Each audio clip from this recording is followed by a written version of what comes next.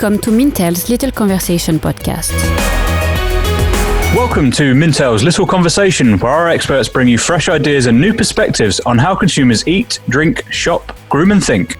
Each episode features a discussion of current topics, from the latest consumer trends and new products to shifts in markets and lifestyles. I'm Andrew McDougall, Associate Director of Beauty and Personal Care at Mintel, and today I'm joined by Lucy Cornford, the BPC Content Manager. Hello, Lucy. Hello. I'm also joined by my fellow Associate Director for Beauty and Personal Care, Alex Fisher. Hello, Alex. Hi, Andrew. How's it going? It's all good. It's all good. How are you doing? Yeah, not bad. Living lockdown life. I'll speak to you about that in a bit, actually. But also wanted to just introduce our final panelist for today, which is another one of my colleagues, Margot Caron, who's a Senior Analyst for Beauty and Personal Care. Hello, Margot. Hi. So we've got our European beauty dream team in the room, or at least on the podcast for today. So welcome all. And today I thought it would be a good idea to have a nice informal chat about what's happening for beauty in the current climate. Obviously things have changed, behaviours have changed, purchase patterns have changed. And so what I've done is I've looked at a lot of the questions and feedback and sort of rounded up all the client stuff we've got. And so we'll go through some of those topics. But I thought it would be good to start with seeing how we're all doing sort of lockdown-wise, as Alex referred to earlier. So how is lockdown? Do you have any new beauty behaviours, or do you have any beauty behaviours that you've started that you think will continue beyond sort of social distancing and lockdown? Don't know if anyone wants to admit to anything in particular. Well, actually, funnily enough, we've talked a lot about people having to cut their hair by themselves during lockdown. And I held off for about 3 months from my last visit to the hairdresser, and then it just suddenly got too much. So I have had a go at that. But I actually invested in some proper hairdressing tools to do that for myself as well. So I'm kind of expecting to do that longer term, so that I can kind of recoup that cost that I spent on those products rather than actually having to go to a salon. I've also had a lot of deliveries because I'm not too keen on leaving the house, and I'm tending to buy a lot of the brands that I would usually buy, but because I'm having to find myself going onto websites that I don't normally use, I'm also getting slightly distracted by newer brands that are coming up. So I'm still being quite experimental with the kind of brands that I'm using, especially when it comes to hair care. And also my feet. I've been doing a lot of treatments on my feet. I know this sounds I got nervous when you mentioned your feet, and I was like, where are we going here? But I've suddenly got the time to do these foot baths at the end of every single day. And the way I see it is that obviously as lockdown is starting to ease now, I'm going to have to go out and it's going to be summer. I'll need to wear these summery shoes. So I want to make sure that my feet are in peak condition. So yeah, I'm quite enjoying this time to prepare for summer at the moment. Lucy, I feel I've gone completely the opposite way, in that I am prepared for just life to continue in this little hovel of mine. My feet look like I'm a hobbit, like they're just horrible. I haven't worn shoes and socks, it feels like, for about 3 months. So what's the point? My feet are my shoes. But in terms of one thing I have noticed is, because we're doing a lot of these video conferences and we're doing a lot more kind of face-to-face through the screen, I am seeing a lot more in terms of I'm looking at my face and I'm looking at my skin. So I'm noticing just kind of like where maybe I look like I've maybe got some dryness, or I've got like some spots coming as well. So my skincare routine has got a lot bigger. It was already quite big to begin with. You know, we work in beauty after all, but it's got a little out of hand. But it's just because I've got so much time to do it and I'm really enjoying it. So I'm not going to apologise. I was just going to say that definitely seems to be from some of the consumer data we've seen come back from all countries in Europe, that having that extra time is kind of one of the reasons people are doing certain beauty treatments in general. So it definitely seems to be that kind of ethos is definitely something that consumers across the board are sort of seeing. It's also interesting as well, Lucy, you talk about you buying some scissors to cut your hair. Mm-hmm. That seems to be, again, another sort of part of the beauty market that's actually booming right now, because I've seen like sales of like hair clippers and other sort of hairdressing tools. Sales of these actual appliances have gone up massively as well. So it's really interesting to see. And it is interesting as well to hear people say, maybe after this, I will cut my hair. I don't know if people will stick to it when you realize that actually it's a lot easier to just go and... Yeah, I mean, I think I have kind of an advantage because obviously people can't see this, but I've got quite long hair. So if I do make a mistake with it, then it's quite easy to rectify it. And that's obviously, it just keeps going until I've actually cut all my hair off. But yeah, it is definitely something that I would like to continue going forward. And there's been so many tutorials that have come up online as well that have made it much easier to do layering myself at home as well. So it's not just a straight blunt cut. It's got a little bit of life to it. No, I was going to bounce back about the skin scrutiny, where you have time to look if what you're doing is actually doing something to your skin. But I've been quite addicted to all the digital beauty lives, so I'm following so many Instagram lives and in IGTV kind of master classes, the face gym one, I do face yoga. It's just like I've been quite working on it, but more on a sort of tutorial way of it. It's just because I have more time. We do see a lot of these trends sort of coming through from sort of this COVID era, if you like, this outbreak era. But do you think these are going to continue afterwards? Like, do you think there's any, or if they do, like, what is the expectation in terms of what is the longevity? Is it just going to be for a couple of months and then fade out and then we'll get back to a normal? Or is there going to be this new normal where we take these trends and these sort of actions with us? I wouldn't be surprised if some of the behaviours we do carry on. So particularly ones where it actually saves you a lot of money, because as we're aware, there is a predicted economic recession on the way. And, these little things, I mean, me personally, I used to spend £65 at the hairdresser every 6 weeks.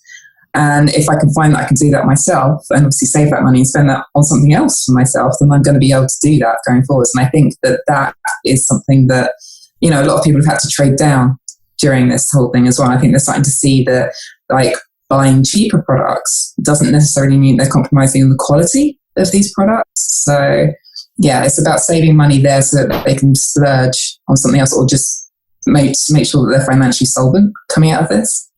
I was going to say, I mean, I love the idea of keeping all this up. Like I was saying, my skincare regime has just like skyrocketed, and now I'm doing maybe like 15 to 20 steps every day sometimes, just depending on how my skin is. I'm able to like take the time and look at it and decide what it is I need to do with it that day. And that's fine now. But I'm wondering, as we come out of kind of lockdown and as we're all starting to return to work, or we're starting to go out a lot more again, that time is going to disappear, right? That time's going to go away again. And also, that means that we've had all this time and we've had all of these experiences that we can do with this added time, but we're not going to be able to keep all of them up.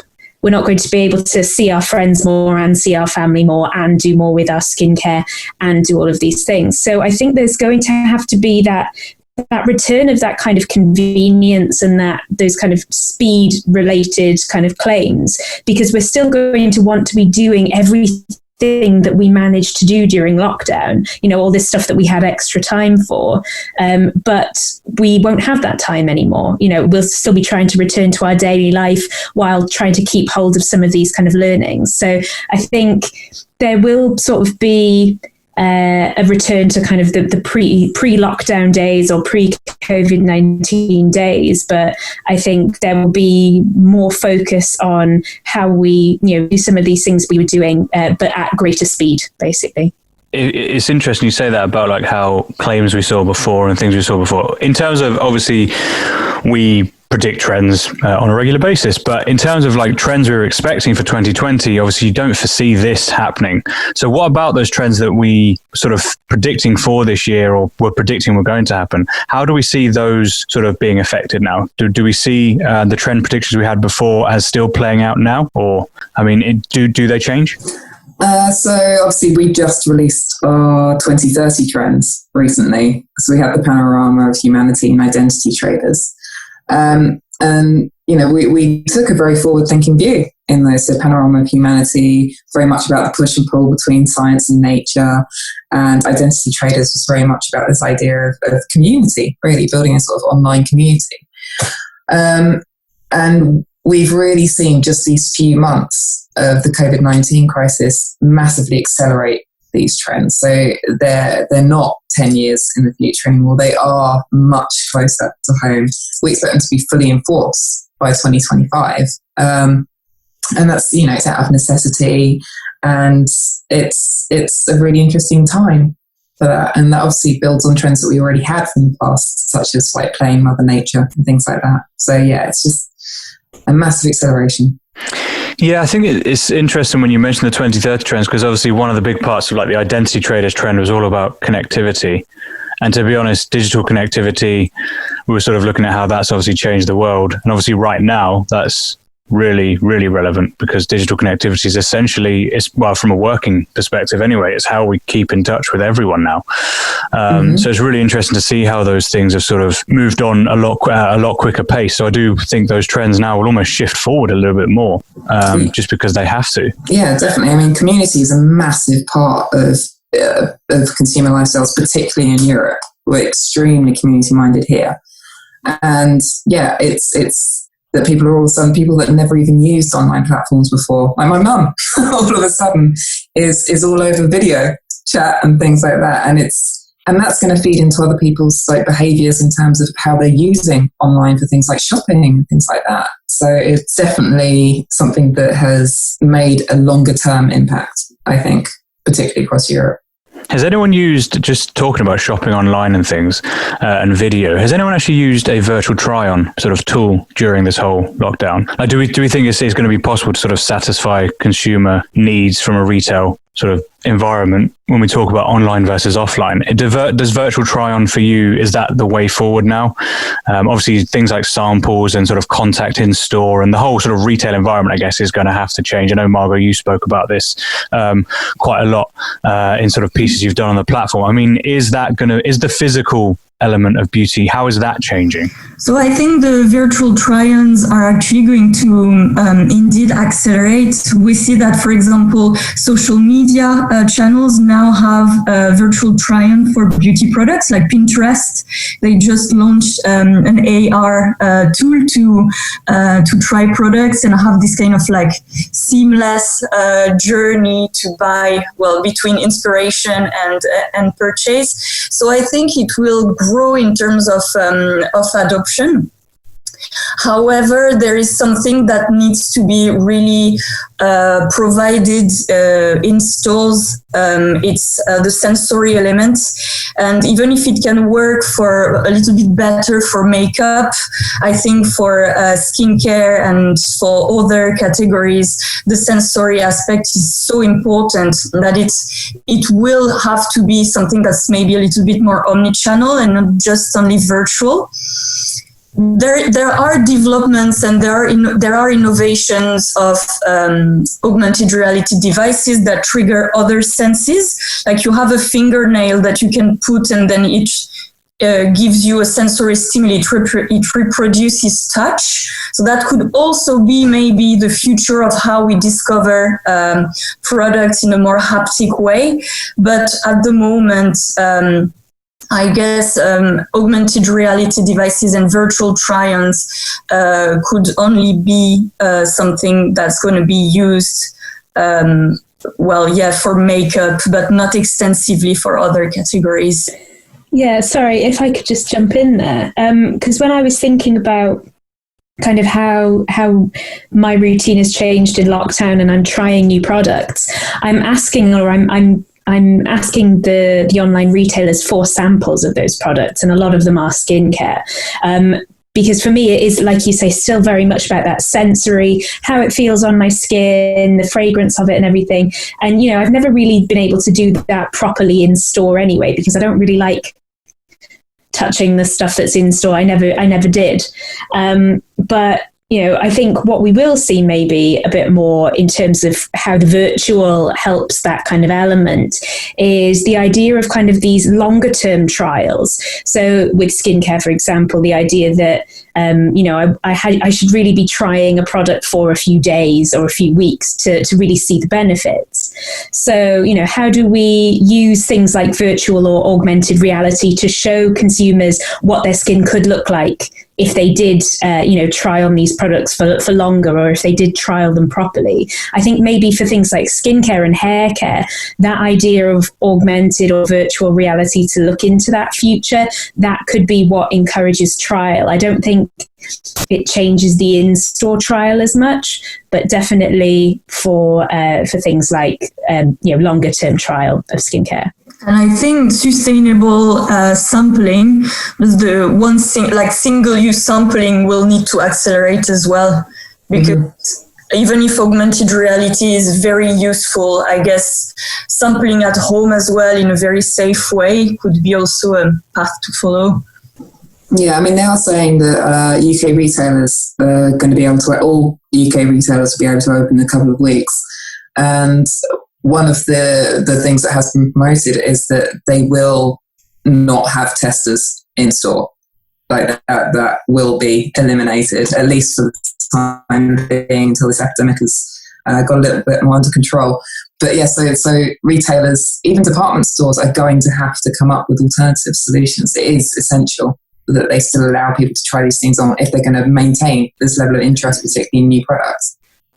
I think that's the thing, isn't it? Because hygiene and safety is such a big focus, like Alex was mentioning there, about sort of not wanting to try products in the store. And I have to agree, like if there's depending on what the product is, I guess.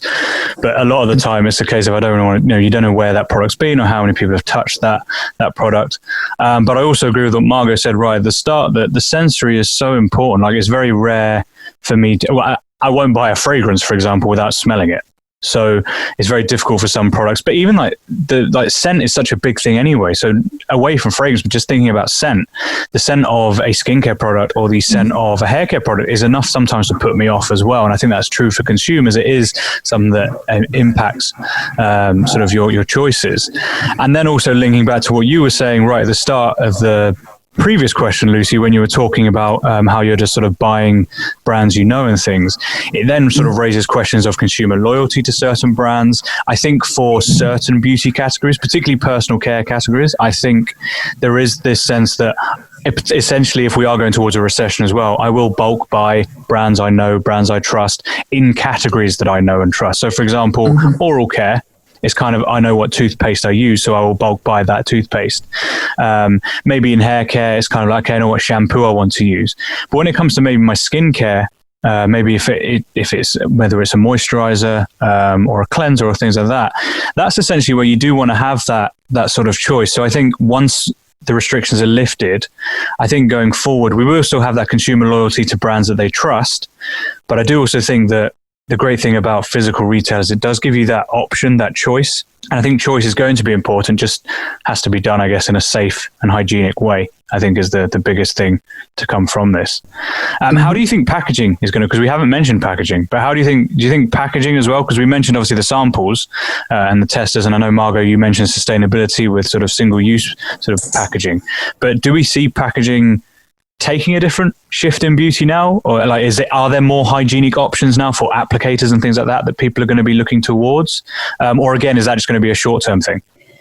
So for me, I think as long as there is packaging around the product, I don't really think consumers will maybe think all that much about it. But as you said, they're kind of, the idea of disposables or single-use items is still right now, heavily preferable. And so, I think again, the other kind of aspect of what lockdown has done is it's brought a lot of kind of environmental concerns to the fore, right? So we're seeing, the canals in Venice much cleaner. We're seeing, more birds in the sky, lovely weather. It's really kind of showing us that, what we're doing has massive environmental implications. And so we can't go back to single use. We can't go back to disposable. So there needs to be that element of meshing the two together. And so I think, like I say, packaging wise, with kind of the things that people buy quite a lot anyway. So things like, bulk buying maybe some hair care or shower gel, those kind of basic toiletries.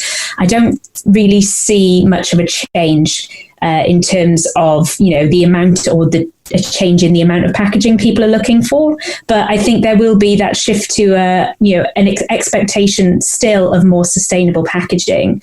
Things like refills, perhaps those refill stations that we've been talking about for a while, that's probably not going to come any sooner. That's probably maybe being put on the back burner for now with hygiene concerns. But I think sustainable packaging for regular products is going to be higher on the agenda because of this. Yeah, I mean, It's quite interesting what you say there about like obviously sustainability and stuff's going to be extremely important coming through. And I think also it's going to be important for companies to really balance sort of innovative ideas with this idea, this concept of sustainability and design as well. So they've got to make sure that, you know, consumers are as attracted to these products visibly as they are from a health point of view. I mean, there was a self-cleaning bottle that's actually launched. It's a water bottle. It's from a company called Lark. And it purifies water, but it also keeps the bottle clean and gets rid of bacteria and viruses at the same time. And that's a reusable bottle. And that's the kind of concept that we can actually see coming into the beauty and personal care area as well. But I think, hygiene is going to be a major importance. And I think things like promoting the antimicrobial benefits of packaging will also be important going forwards. And maybe even solutions to enable people to use products without physically touching them as well. So more of a growth of like safe contact, no contact solutions. Yeah, contactless packaging, like all these packagings or all these formats, they're like led by a sensor and you don't have to actually touch the bottle. It just like see you approaching your hand and just drop the product. I mean, all airports and stuff, so in airports bathrooms. So I guess even in stores, it could be maybe more easily implemented to actually test products and things like that, all these kind of innovations and formats. My only concern with all this, though, is I mean, I love the obviously the drive towards sustainability and obviously the different innovations and developments we see with packaging. But I think sometimes we could struggle because it is going to come down to cost as well. Particularly as we mentioned, we haven't yet, but we could, and it's probably likely we're heading towards an economic crisis globally. So it is that case of, well, we know that beauty is a very robust category. I mean, we have a very loyal set of consumers in beauty. When the last recession happened, it was a big impact, but we still recovered within a few years. So I think beauty as a category is robust enough to see through a recession. But I think with some of those solutions, like sustainability solutions or the contactless solutions, is there a cost there that could potentially put people off? And also just for brands in general, I mean, how do they sort of stay relevant in consumers' minds and particularly in their wallets or their purses when there is this economic crisis? I mean, it's very difficult to, although a consumer may be loyal to a brand, it can be very difficult if cost plays a big role. And in some markets globally, we know that will happen. I think something we saw in the last recession was around kind of the idea that you've just got to make that right product or that right range for a variety of price points. And there are different ways that you can do that. So you can, create smaller products, so small little bits of luxury or just, smaller sizing that fits maybe a £1 price point. You've also got things like Margot was talking about, the experiential side. So, Face Gym for a lot of people is way out of reach, but the fact that they're doing online masterclasses to teach you how to do some of this stuff at home, free of charge, that again is that kind of way that you're building credibility around the brand and you're still building value around that brand, but at the right price point for a specific consumer. Even things like cheaper sub-brands. So, there's this idea that value and premium looks very different now. So premium skincare, for example, looks like things like The Ordinary, which, the price point is very reasonable. And even own label products that have come out, as competitors for them haven't even been able to undercut them by that much. So I think, it's all about kind of making sure that you're focusing on exactly what the value is of that product and cutting everything else out. I think customer retention can be important in all this as well. Like, as you say, if people have discovered new brands or if they've looked at new platforms that they wouldn't look at before, again, that's another thing that I think brands can look at in terms of, particularly for e-commerce. Like, so there may be some people who just wouldn't normally buy their beauty products online, but they've had to during all this. So now it's the case, okay, how do we retain those customers going forward? Like, it's important to make sure that we know what their values are and to make sure that we are sort of meeting that, if you like. Yeah, I mean, it's like what Alex was saying earlier about, like, people are noticing the benefits to the environment of us not going out quite so much. The skies are bluer, the waters are clearer, the mountain ranges can be seen for the first time in 20 years. And there is a desire for consumers to go back to be more ethical in the kind of products that they're using, and to be more considerate of the environment in the kind of products that they're using as well. And Mintel's done research into this, which has shown that consumers are very willing to invest more in ethical products going forwards. And it's about making sure those products are there and making sure they're visible to consumers and they can really see the benefit. And I think that would actually encourage people to maybe in some cases even trade up to more environmentally friendly products as we start to go back into sort of the new normal, as it were. I think, that's interesting. It's that idea of making sure things are visible and making sure you're still communicating with these kind of new consumers that have potentially come in. And I find it so strange that only now are some people or some of our clients and some companies even asking about e-commerce and how to kind of be in that space and how to make sure that they're engaging there. Because, e-commerce has been around for so long, and it's accelerated and it keeps accelerating. And some websites, some sort of retail websites you go on and the experience is just so horrendous. I can't find anything that I want. I can't see the right products. I'll go through all the menus and I've got no idea. The search terms aren't right. And I think so. This just shows how important it is to even just focus on, the functionality of the websites you're creating, of the ability to, the value in communicating properly and effectively, even just those basics, just to ensure that when you do communicate, it is a good experience as well. I think that's really important for people like my mum, like I was talking about earlier, who haven't really used online for anything before, and now all of a sudden they're being bombarded with information. And it's all right for people that are used to navigating through an online network and on a platform and on a website for beauty retailing.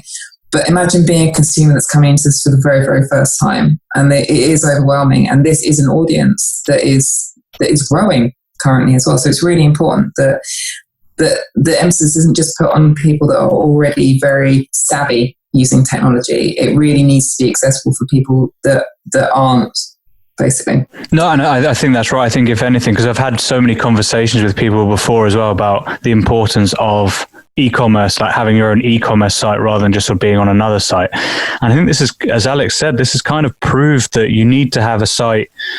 You need to have that ability to connect with consumers in that way. You need to have a functional site, as you say as well, to be able to reach people that potentially are completely new to what you're offering. So it really has highlighted, actually, because I think direct to consumer has probably been one of the success stories, not just in beauty, but in consumer goods in general. So it is really important to have those sort of direct e-commerce platforms going forward. So making those, not just having the presence, but actually making them functional websites is really important. I was going to say, you can also bring the community aspects into those as well, because a lot of the older consumers that are less tech savvy are also those that experience loneliness much more than anybody else. And they're those that are likely to be more socially isolated for longer than everybody else as we work through this pandemic. So I think building this idea of community into those sort of networks is really important going on a much longer term from this as well. So building that community, making those people feel like they have somebody to connect with. And direct to consumer can be one way to do that, but it could also be about just creating local neighborhoods, local sort of help for these kind of people. I'm glad that you mentioned the word community, because I was just saying that I was wary of time, and I was going to say if we were to wrap up what we would take out of the whole experience that we've gone through from a beauty angle, what has been sort of one of the important things to look for, and one that I think brands should really look at and think, okay, how can we play authentically in that space? And for me, community is a big thing in terms of, as we mentioned earlier, the tutorials, the guidance, providing the products, but also just the caring as well, whether it's caring for people and caring for the planet. This sort of community spirit, I think, that's come through all of this. It's all, it's kind of, we're all together against this. I think that spirit has been really important. And I think brands that have not or have potentially taken advantage of that, or potentially not really thought about it, have been called out on social media and in public. Whereas I think those that have played well in that space have picked up consumers that they may not have had before. They've reinforced relationships that they did already have. But I think, community to me is going to be like a big takeaway from this. But what would you guys say then, very quickly, just to sort of summarize, what would you say is the one big takeout for beauty? Maybe a personal thing that you've realized yourself, but just the one sort of big takeaway I think that brands should be looking at going forward then from this lockdown and restrictive period. No, I agree. I think companies that really participated to the common good and reacted very quickly by providing products and manufacturing products, for example, for the NHS or for workers on the front line of the crisis, it's something that was quite important, and that when genuinely done will be really rewarded. I also think that sustainable practices would have been in the country something that's quite a big mistake, because as long as consumers during the lockdown and during a crisis would have probably or maybe put on pause some of their sustainable practices, actually there is backlash to be that could potentially await for brands that decided to maybe decrease their ethical and sustainable effort during the crisis. So for me, I think what's important to note is actually, I think we're going to see much more of a return to sort of expertise, a return to the experts. So people may not necessarily be going out to salons as much as they used to, but I think they're going to be seeking that kind of advice from online. They're going to be looking for this guidance to work them through the treatments they're doing, or cutting their own hair, dyeing their own hair, that kind of thing. So I think there's definitely room for more brands to be partnering with professional stylists and professional treatment staff as well. I guess for me, it's what lockdown and what COVID-19 has kind of made me realize, and I guess a lot of other consumers too, is the value that I place on really concise communication. I think we've been so used to kind of pleasantries and everybody wanting to make sure everyone's okay, and being kind of, everyone's starting every email with, I hope you're well, I hope this is all treating you well. And it's like, well, of course it's not treating any of us well. But I'm also getting, emails from brands who I maybe bought something from 3 years ago, all saying we're in this together. And that doesn't feel very authentic to me. That doesn't feel like it's the kind of the right communication to reach out to me with. So for me, it's about really concise communication that provides that value. And I think coming out of COVID, that's going to be even more appropriate and even more important, is the fact that whatever we communicate has to be valuable. It has to add something to my life, whether that's with products, whether that's with pricing, whether that's just with the needs that this product is going to reach. I think that's what's really got me. I got no time for annoyances. And I think that's a great point to end on as well for today. Thank you so much to all three of you for your insights today. I know we'll probably keep chatting on these topics for weeks to come, off air, obviously. We won't take up too much more of people's time. But it is just very interesting to see how this will all sort of play out. To learn more about Mintel or any of the topics that we have discussed today, then head over to mintel.com or onto the platform if you have access. We also have a host of COVID-related material there for each category and each market, many of it written by the experts you're listening to right now. And be sure also to subscribe to Little Conversation wherever you get your podcasts. But that's all that's left for me to say is thanks again to Lucy, Alex and Margot for joining me today. Thank you all for your input. And thank you very much for listening. Have a great day.